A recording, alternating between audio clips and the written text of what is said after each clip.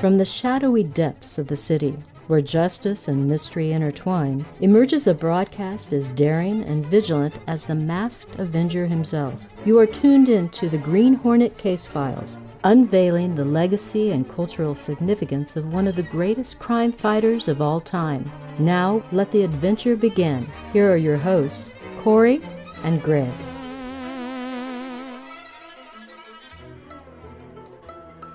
A little bit different setup than we normally have.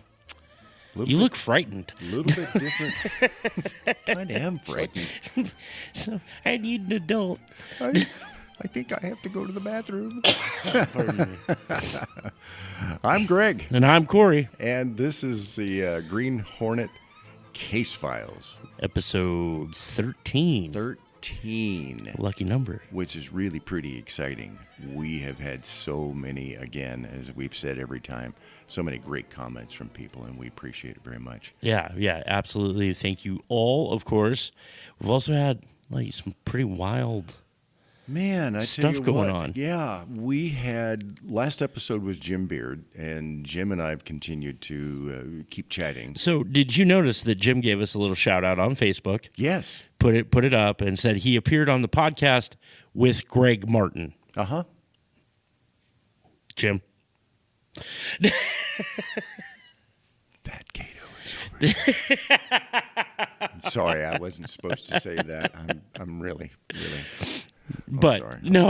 I'm just playing. You know me. Yes, I did notice that, and I was going to call Jim out about that. But much appreciated that he's sharing the info, and it is. You're gonna have to send out your own business cards, dude. I'm gonna have to. I got to get my own. Yeah. Your little sting cards. I need my own version. Your own version. Call them stink cards. But first off, yes. Make some. Did you just get a phone call? Yeah, no, it was. I just got an email from somebody probably going, "You guys shouldn't talk like that." No, episode 11 before that was we did the French film. The French film, yeah. And the French film sort of had a life of its own. We've had probably more downloads of the French film episode than any other episode. Really? Really. And I don't know why, other than it's just the video is really cool. Yeah. And as we talked on the show, I tried to get a hold of the director of the film prior to. You'd been trying to do that for a while. Yeah. Yeah. A couple of different times I tried to reach out to Aurélien, and I'm sorry, buddy, if I butchered your name, but I don't speak very much French.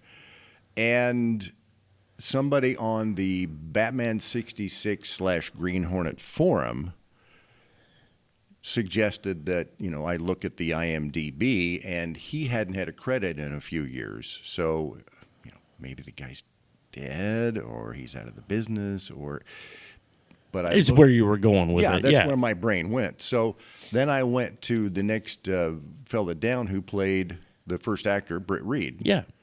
Emmanuel, and I can't remember the last name. He goes by Manu, or however you say it in French. I don't know. Manu.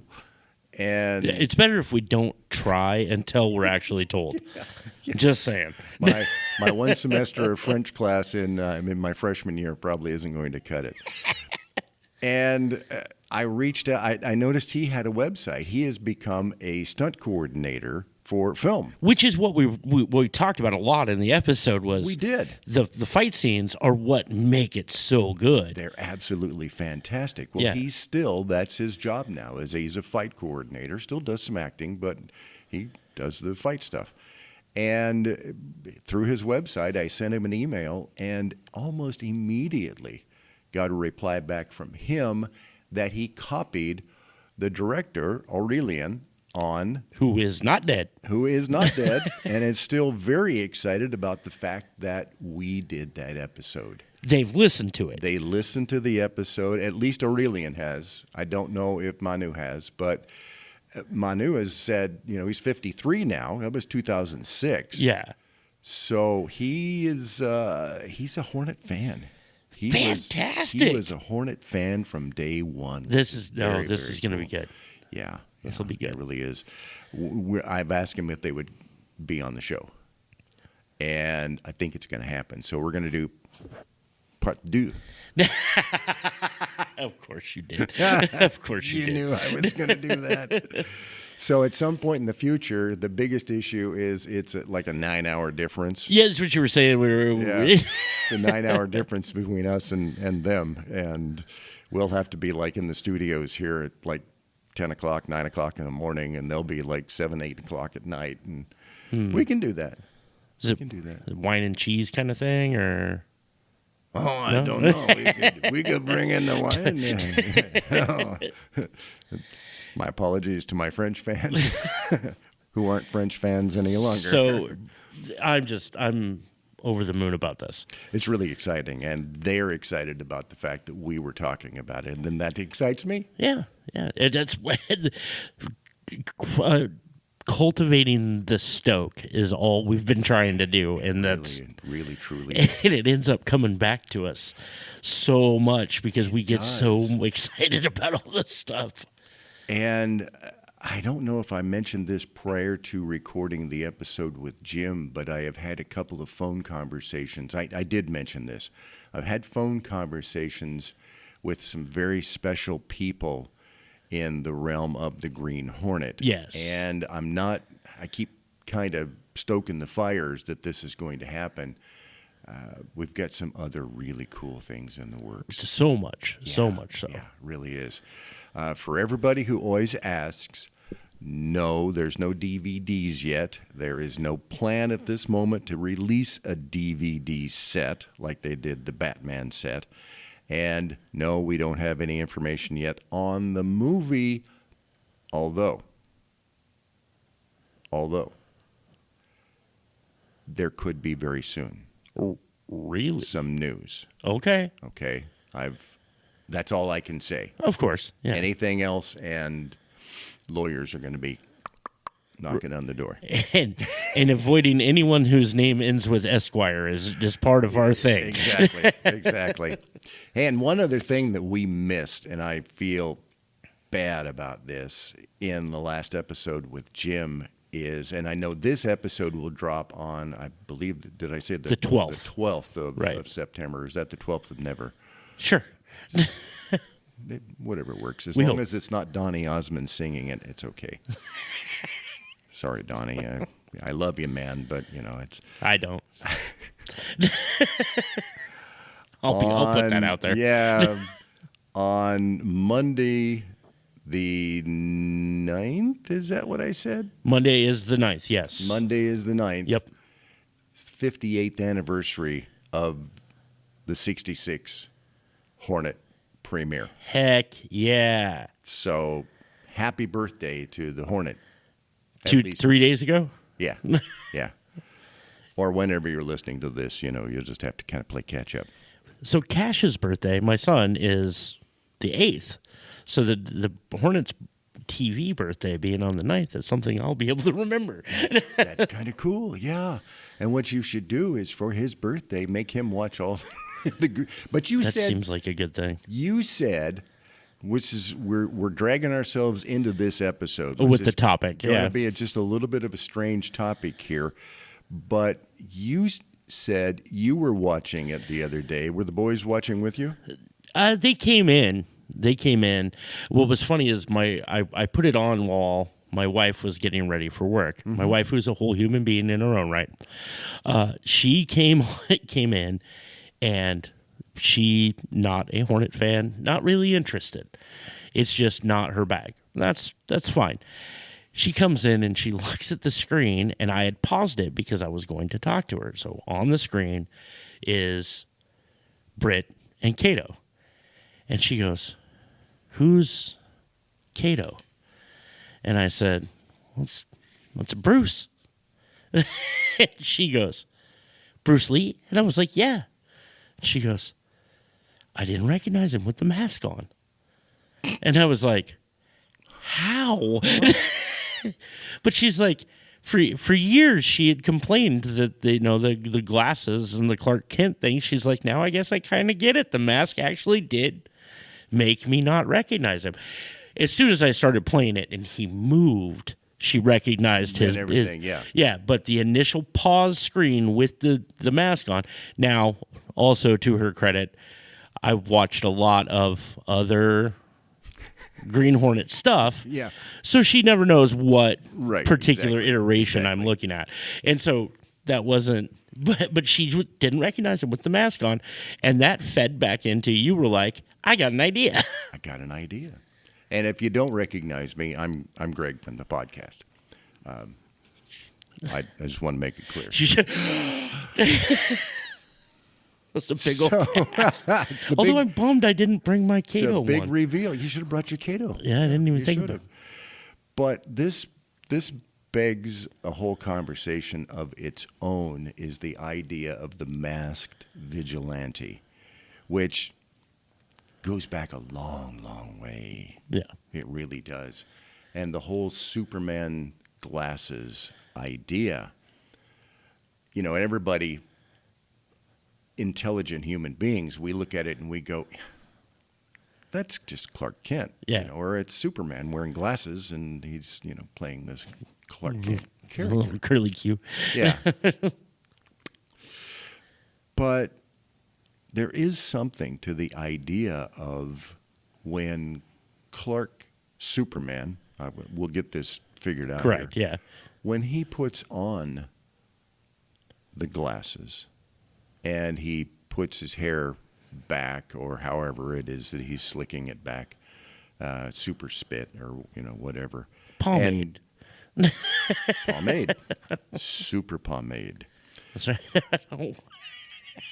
Yes, you too can have your very own. I don't want fop, damn it. I'm a Dapper Dan man. Can we beep that part out?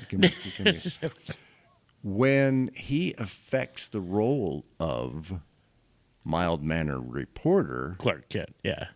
everything changes. His body dynamic changes. His clothing, obviously, he's not, Supermaning it. Right. And in a much more subdued the introspective presentation, kind of person.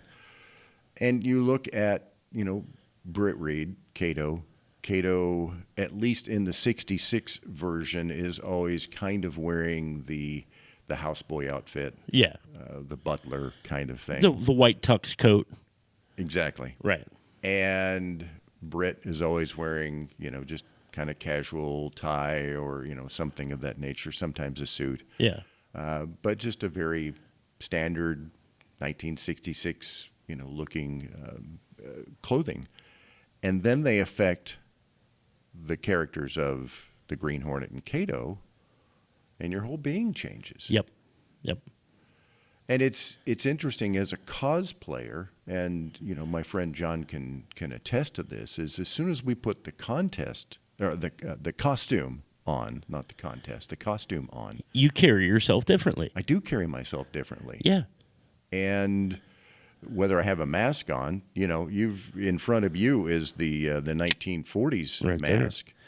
There. And I'm going to take a quick pause in this conversation and point out to the people listening to the audio podcast, the whole reason we're making these reference points is because we're also doing it on video today. Video. Sorry, we never brought that up. Didn't we? For the audio listener, and I appreciate you. Very much so. So yes, if you're listening to this on Spotify and would like to see what I'm pointing at, you can go to YouTube right now and check it out. The 1940s mask was a full face mask, which I love. I love this design. It's so cool, and it features prominently on Jim's book, right? Yes. Yeah. Yes, the cover is that. In fact, the new Dynamite comic book that will be with out Miss Fury.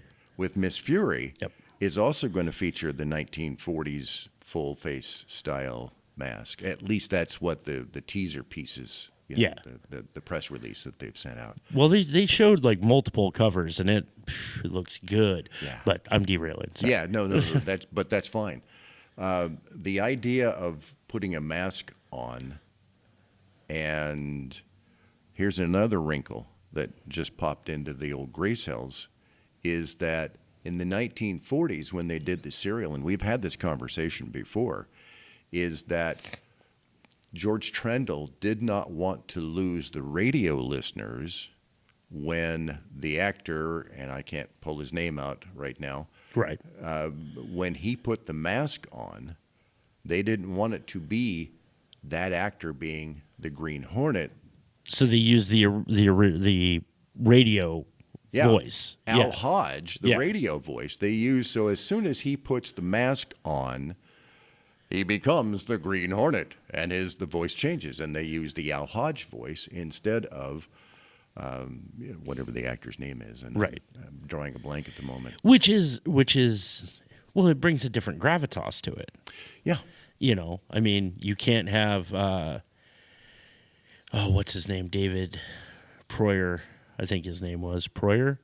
That was the dude in the Darth Vader suit. Prowse, yes. And it doesn't work.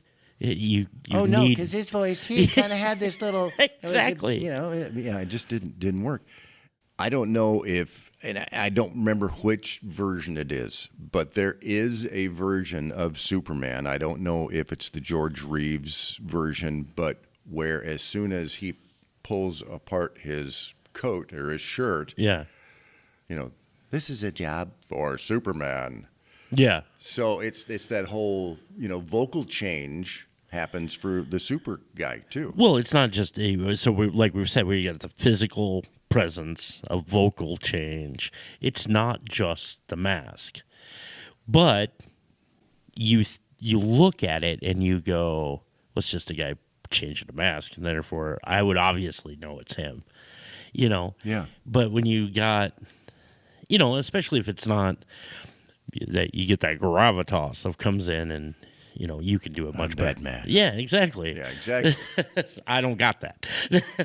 But you look at that across all of those characters. Batman the same way. I mean, Bruce Wayne is just a guy. He goes to parties and everything is great. I'm Batman. Yeah, and then it gets the gravel. Yeah. So... There is a physicality to the characters that goes beyond, putting the mask on. And I do believe there is a certain, I guess gravitas would be the word there too. Yeah. Putting the mask on to creating this character that maybe you can't recognize. Yeah. Was it in The Shadow? When the Shadow movie that they did here a few years back. His face actually changed when he put the mask on. His face changes. Yeah, his nose grew a bit, his jawline changed. So what is it about the idea of putting a mask on? Well, okay, so the perfect example here is we are exposed in a way that I'm definitely not used to. You a little more so. You're used to being in front of the camera. I'm not. But there is something like I was thinking about as soon as I put the microphone in front of my face. You're okay with it. My ease came in, and I can get into the groove and we can do our thing. And it's I've played on stage before. I've never had stage fright. Those types of things never bothered me, but I always had my guitar to hide behind. And so it's like that confidence booster as well, psychologically, coming from the mask or, the hat or the cape or whatever it happens to be.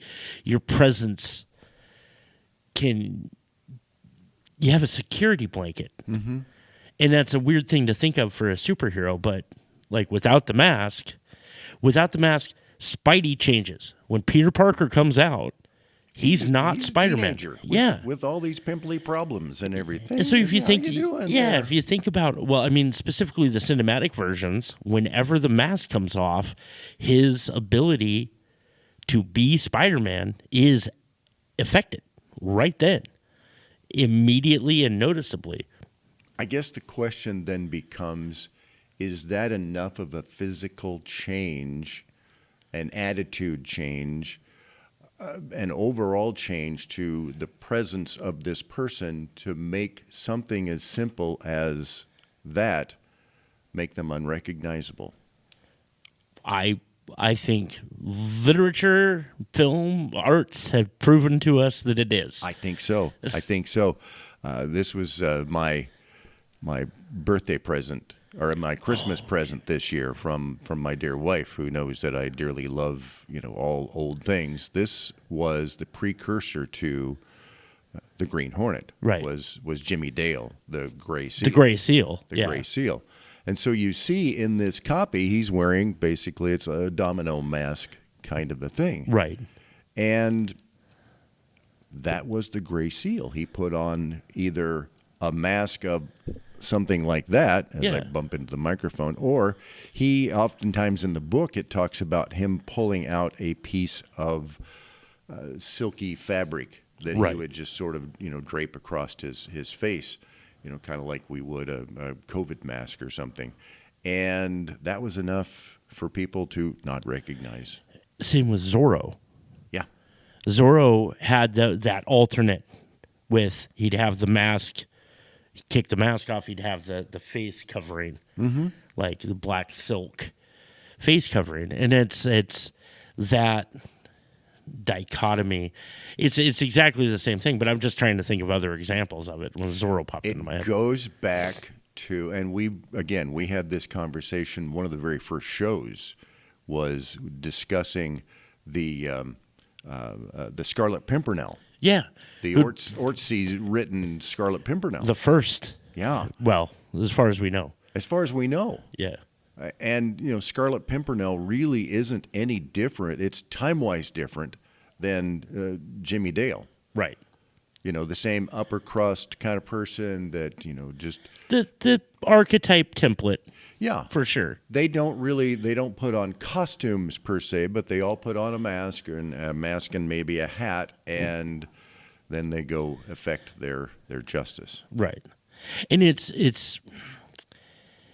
the thing is going back to how we originally started this conversation with the story with Snow seeing Bruce. Yeah. It is enough to not recognize. How many people recognize you day 2 at a con when you're not doing the Lantern, when you're doing Lost in Space or Star Trek? Yeah. Does anybody do you get anybody go, hey, I saw you yesterday? There are those that will. Okay. Obviously, there are certain characteristics. Yeah. Facial that this doesn't cover all the right. thing. But some, but probably not most. That could be. It could very well be that there's people that are like, oh, you were here yesterday? Yeah. Yeah. Well, yeah. As a matter of fact, I took pictures with you. You did?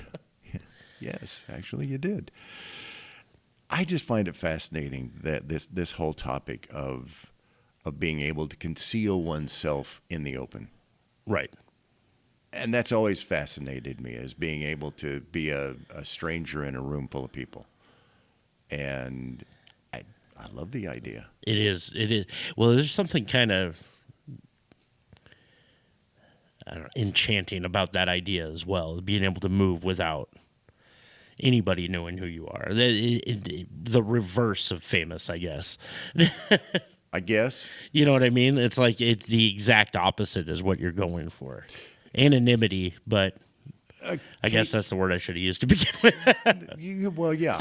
Case in point, though, is you get celebrities, very well-known celebrities, that will put on a pair of sunglasses and maybe a hat. And it works for a lot of purposes. Really Not everybody. Going through the airports and so forth. And yeah. Yeah. It's, and that's actually funny because we've crossed paths with plenty of famous people. Oh, yeah. And unrecognizable in the day-to-day. And that's I'm not saying anything bad towards anybody. I'm simply saying that I can see that being a huge boon. Kevin Smith. Yeah. Kevin Smith, and I just ran into Kevin at Comic-Con. At Comic-Con, San Diego Comic-Con, and was as close as you and I are. Kevin was in Kevin garb. Kevin was wearing the oversized coat that's 14 sizes too large for him. Yeah. denim jeans, or jean shorts. And the hat on backwards. Yeah. He was in Kevin mode.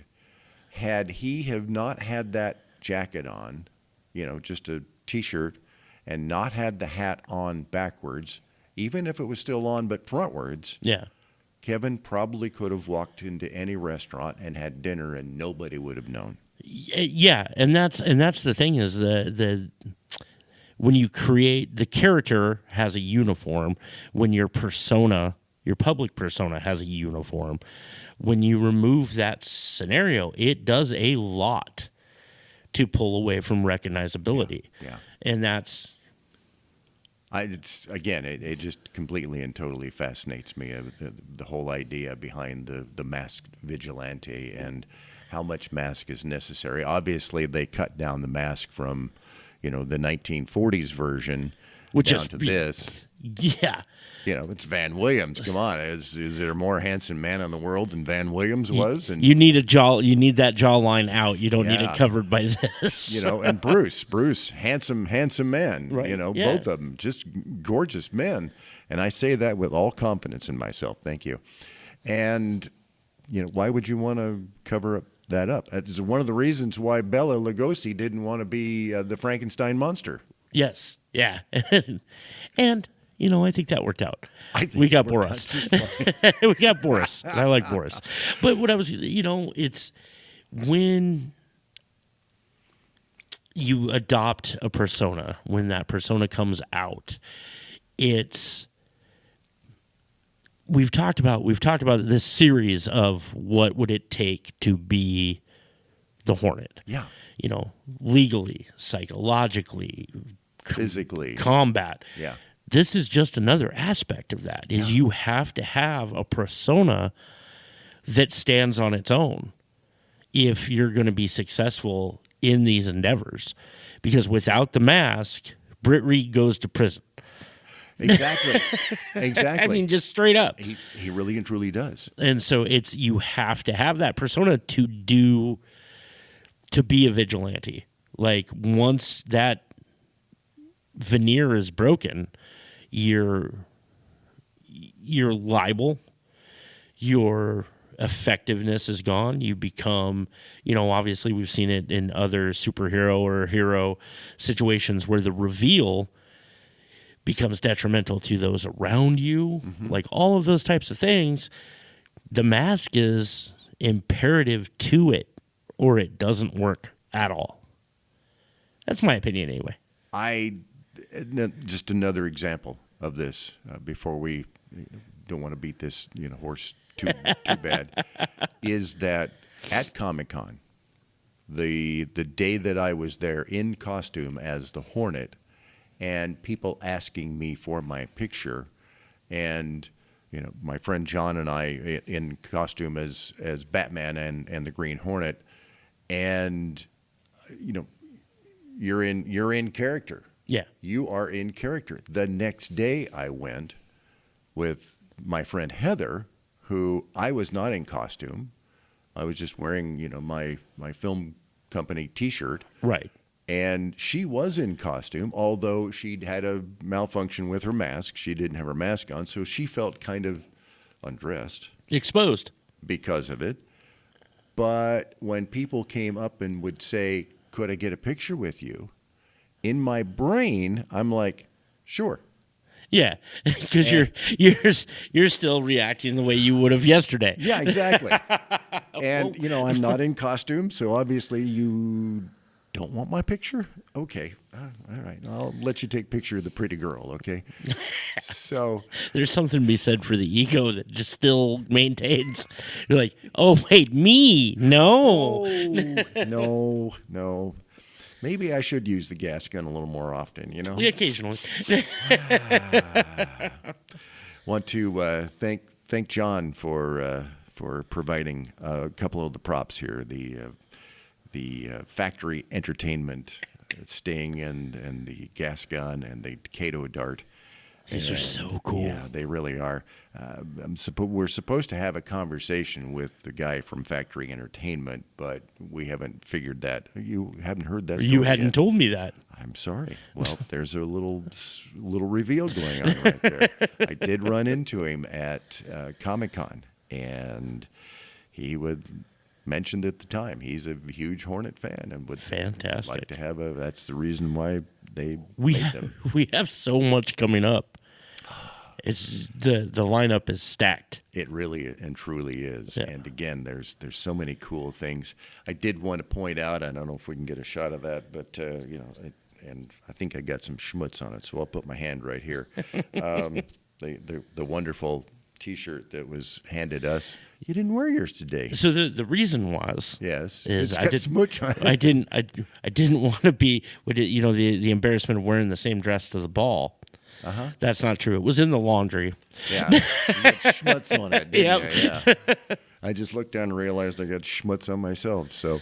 But thanks to Mary Kay Johnston for passing these on to us. We gotta talk her into making me a hat.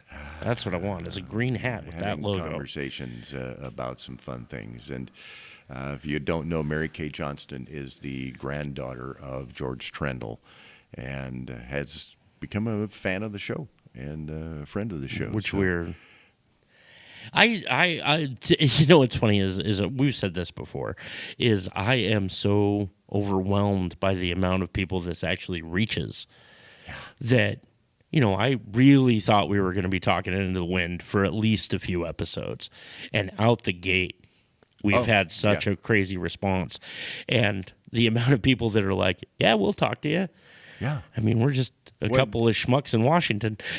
Jim mentioned that last episode, the number of people that we've had on. He kept dropping names, and we're like, yeah, they were on the show. Yeah, they were on the show. Yeah. And he's like, yeah, the number of people that have been on already. And thank you, all of you. Yeah, thank you very much. We are,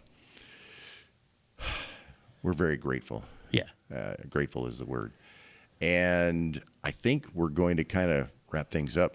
Okay. On this for this episode, because I could still talk for hours, on masks and so forth, and we will, and yeah, probably will keep talking later on. Don't have a clue what's up next week. Okay, next 2 weeks. We got and then but we have lots on the docket. Yeah, so. Yeah, we sure do. And again, thanks to Aurelian and Manu for reaching out to us. We hope maybe we can get a better copy of the French film out there for you. We'll link the French film again in the show notes and the making of. Right. If you speak French, you're okay. If you don't speak French. There's still some cool stuff to look at, some behind the scenes. Yeah. It's worth watching. Quality on it is still, I think it's, what, $240 or $260, whatever. It's not great, but it's not bad. It's not the worst thing. So we'll link that in the show notes. And with that, I think we're ready to... We are out of here. All right. Let's ready? roll. Let's roll. As the night envelops the city once more, our journey through the hidden alleys of history and valor comes to a close. You've been riding shotgun with the Green Hornet Case Files, where the echoes of the past meet the voices of the present. Tune in again for the next thrilling adventure, where shadows speak, secrets unfold, and the legacy of the Green Hornet continues to inspire. The Green Hornet Case Files is a Grail Productions podcast. The Green Hornet is owned exclusively by Green Hornet, Inc. Until next time, vigilant listeners, keep your wits sharp and your spirit unbreakable.